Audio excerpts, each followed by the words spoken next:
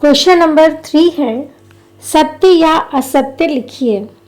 First है ax plus b equal 0 एक द्विघात समीकरण है। ax plus b equal to 0 में चर x की घात यहाँ पर 1 है, अतः ये हमारा कथन असत्य है। सेकेंड है 1/√2 एक परिमेय संख्या है। 1/√2 एक अपरिमेय संख्या है, अतः यह कथन असत्य है। क्वेश्चन नंबर 3 है, द्विघात समीकरण 2x² minus 4x plus 3 equal 0 का विविक्त कर 8 है। जो हमें द्विघात समीकरण दिया गया है उसका हम विविक्त कर निकालते हैं।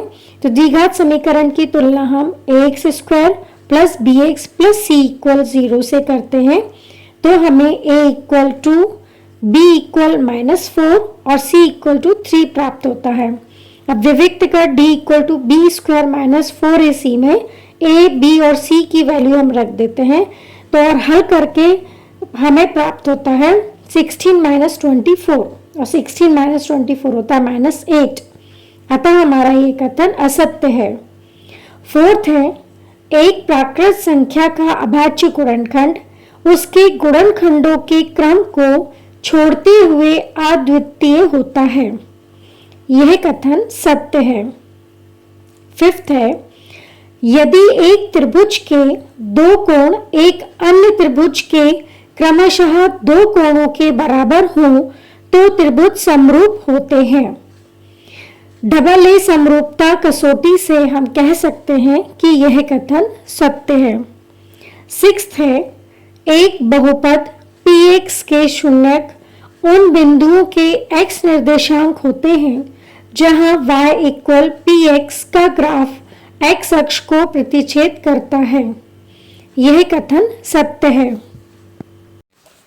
क्वेश्चन नंबर 4 है, सही जोड़ी मिलाइए। हमें स्तंभ A और स्तंभ B दिया गया है। स्तंभ A को हमें स्तंभ B के सही ऑप्शन, सही आंसर से हमें मिलान करना है। तो हम फर्स्ट देखते हैं। फर्स्ट है सभी वर्ग होते हैं, तो सभी वर्ग समरूप होते हैं, अतः हमारा आंसर है समरूप। सेकेंड है समांतर श्रेणी का nवां पद।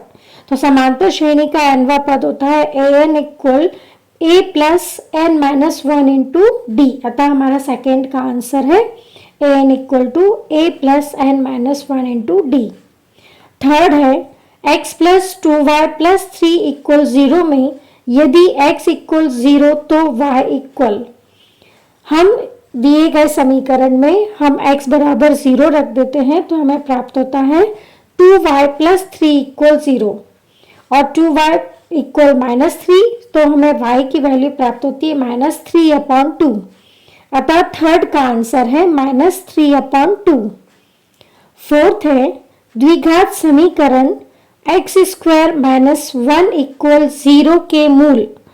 तो हम x² माइनस 1 इक्वल 0 के मूल निकालते हैं, तो हमें प्राप्त होता है x² इक्वल 1, तो इसके हमें मूल प्राप्त होंगे x इक्वल टू 1 और -1। फिफ्थ है रैखिक बहुपद की घात। तो रैखिक बहुपद की घात 1 होती है, अतः हमारा आंसर है 1। फिफ्थ का आंसर 1। सिक्स्थ है 81 और 27 का एलसीएम है।